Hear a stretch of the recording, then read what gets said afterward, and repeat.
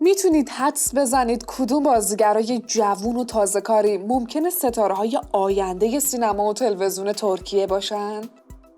من که خودم خیلی کنجکاوم. روی دکمه عضویت کانال لنز بزنید و با ما همراه باشید تا اونا رو به شما معرفی کنیم. شماره 1. اوزگ یاگیز. این بازیگر جوون و زیبا متولد 26 سپتامبر 1997. اون با بازی قشنگش توی سریال قسم بود که اسمش سر زبون افتاد. جالبه که توی همون سریالم با گوکبرگ دمیرچی آشنا شد و عشقی که بینشون به وجود اومده خیلی مورد توجه هوادارشون قرار گرفت. اون در حال حاضر یه سریال در حال پخش هم داره به اسم سمت چپم. نظرتون درباره بازی اوزگه توی این سریال چیه؟ شماره 2. ملیسا دانگل. ملیسا یه جذاب در 18 سپتامبر 1999 به دنیا اومده. اولین تجربه بازیگریش برمیگرده به دوران کودکیش. اون در سال 2014 به طور جدی وارد دنیای بازیگری شد و در سال 2018 با بازی توی سریال حکایت ما مورد تحسین قرار گرفت. اما اوج محبوبیت اون مربوط میشه به بازیش توی نقش جرن در سریال تو درم را بزن که کلی طرفدار پیدا کرد و دل خیلیا رو با بازی قشنگش برد. نظر شما در مورد این دختر دوست داشتنی چیه؟ شماره 3. کوبیلای آکا. میدونستین کوبیلای توی ترکیه خیلی طرفدار داره و خیلی معتقدن اون یکی از جوانای آینده‌دار ترکیه است؟ اون متولد 12 آوریل 1995. کوبیلای در حالی که توی یه شرکت هواپیمایی مشغول به کار بود کشف شد و ازش برای بازیگری دعوت شد. باورتون میشه کوبیلای تا الان فقط توی 3 سریال بازی کرده که یکی از یکی معروف تره. وطنم تویی، گودال و عشق 101. اینطور که مشخصه کوبیلای داره یکی یکی پله‌های ترقی رو پشت سر میذاره. شماره 4. ابرار آیلا دمیربیلک. این دختر کوچولوی خوشگل و بانمک متولد 30 سپتامبر 2013 است.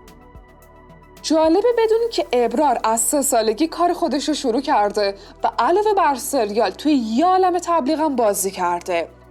ابرار سال 2019 با بازی توی سریال تردید خیلی زود به یکی از محبوب ترین بازیگرای کودک ترکیه تبدیل شد تا جایی که سال 2020 جایزه بهترین بازیگر خردسال و از 46مین جشنواره پروانه طلایی برنده شد.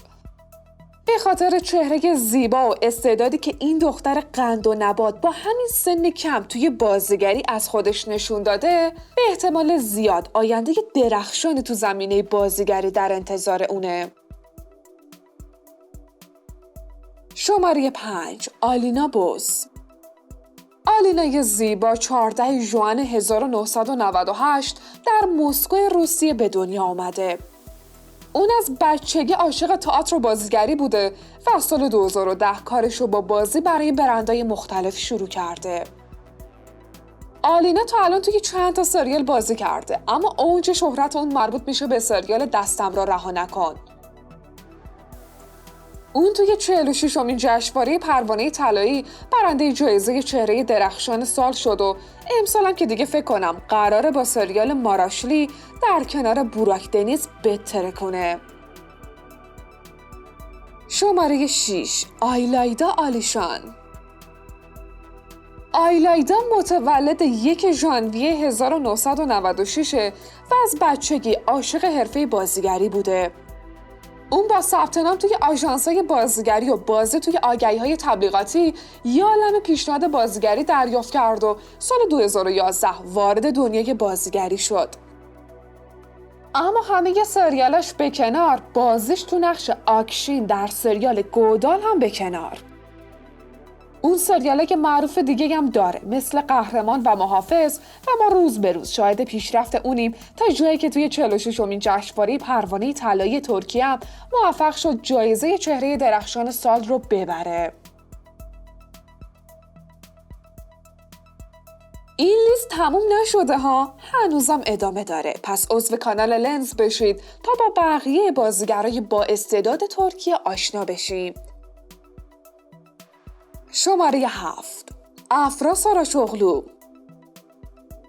افرای زیبا متولد 2 دسامبر 1997 و کودکی سختی رو گذرونده. جالبه بدونین که افرا اولین بار در شبکه‌های اجتماعی کشف شد تا در فیلم شانس دوباره نقش دختر نورگل یشیلچای رو بازی کنه و این شروعی برای کار بازیگری افرا بود. اما با بازی توی سریال فضیلت خانوم و دختراش بود که اسمش سر زبون افتاد. افرا قرار امسال با محبوب قلب‌ها یعنی چاغاتای اولسوی یه سریال برای پخش داشته باشه. به نظرتون این سریال میتونه اونو به اوج شهرت و محبوبیت برسونه یا نه؟ شماره 8. میرای دانر. این دختر زیبا و هنرمند متولد 15 فوریه 1999 و یه جورایی استعداد بازیگری تو فامیل اونا ارثیه. میرای از همون بچگی کار بازیگری رو شروع کرده و توی هر ژانری که بگین تجربه بازی داشته. اون توی سریالای معروفی مثل جزرومد، وطنم تویی، یه لیتر اشک و محافظ بازی کرده و توی 44مین جشنواره پروانه طلایی برنده جایزه چهره درخشان سال شده. اما میرای یه استعداد دیگه هم داره که هر کسی برنامه سال نو اوسس ترکیه رو دیده باشه میدونه از چی حرف میزنم. بله، اون یه صدای بی‌نظیر داره که با خوندنش توی اون برنامه همه رو شوکه کرد.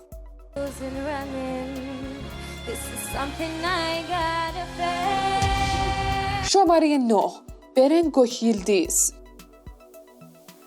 این دختر شیرین و دوست داشتنی متولد 29 سپتامبر 2009 و قبل از شروع به بازیگری توی آگهی‌های تبلیغاتی برندهای معروفی بازی کرده. اون سریالای زیادی بازی کرده و همیشه با بازی‌های قشنگش مورد توجه بوده. اما بازی تاثیرگذار اون توی سریال دخترم واقعاً یه چیز دیگه است. برن با این سن کمش جوایز زیادی رو تا حالا برده، از جمله جایزه بهترین بازیگر خردسال در 43مین جشنواره پروانه طلایی. با این اوصاف فکر کنم برن یکی از اون کساییه که آینده درخشانی در انتظارشه. شما هم با من موافقید؟ شماره 10. ایجو یاشار. ایجو یاشار متولد 20 فوریه 1990.